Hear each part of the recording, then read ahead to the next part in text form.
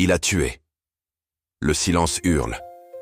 Les murs l'enferment, mais ce sont ses pensées qui le torturent. Le monde s'est arrêté. L'irréversible est là. La mort. Un acte. Un instant. Et maintenant? Le choc de l'acte. La main qui frappe. Le sang qui coule. Le souffle qui s'éteint. Il pensait avoir le contrôle. Mais au fond, c'était la passion qui le gouvernait. La colère. L'orgueil. La peur. Il a tué, sans comprendre pourquoi. Mais maintenant, il comprend. Trop tard. Le regard stoïcien sur la faute. Sénèque dit « Le remords est un châtiment que l'on s'inflige à soi-même. » Le stoïcien ne nie pas la faute.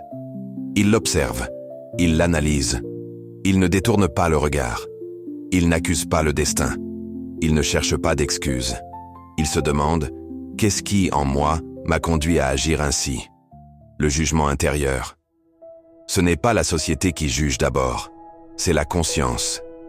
Et ce jugement, s'il est honnête, est plus sévère que n'importe quelle sentence humaine. Ce qui est en ton pouvoir, et ce qui ne l'est pas. Épictète enseigne, il y a ce qui dépend de toi, et ce qui ne dépend pas de toi. Tu ne peux pas ressusciter la victime, tu ne peux pas effacer ce jour, mais tu peux décider qui tu vas devenir à partir de maintenant. Tu peux te tenir debout, face à toi-même, et choisir la voie de la vertu, la voie de la transformation. Ce n'est pas le meurtre qui te définit, c'est ce que tu fais après. Tu peux sombrer dans le néant, ou gravir pas à pas la montagne abrupte du repentir, pas pour être aimé, pas pour être pardonné, mais pour être juste. Le feu du remords comme feu de forge. Chaque nuit, le souvenir revient. Les yeux que tu as éteints. La voix que tu n'entendras plus. Utilise cette douleur. Ne la nie pas. Fais-en une forge. Chaque larme, une étincelle. Le feu du remords n'est pas là pour te brûler. Il est là pour te purifier, être utile malgré la faute. Le sage stoïcien ne demande pas la perfection. Il demande l'effort constant vers le bien. Même après l'irréparable, tu peux agir avec justice, parler avec sagesse, aider ceux qui doutent, ceux qui, comme toi, ont chuté. Le pardon n'est pas une attente, c'est un dépassement. Tu ne dois pas agir pour mériter le pardon, mais parce que c'est la seule voie digne d'un être rationnel. Tu n'es pas une bête, tu es un homme. Et un homme peut choisir de redevenir digne, l'exemple vivant.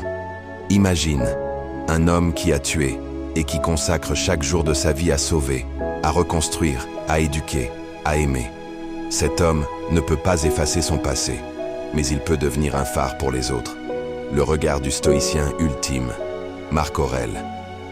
Marc Aurèle écrivait « Quand tu te lèves le matin, rappelle-toi combien précieux est le privilège de vivre, de respirer, de penser, d'aimer.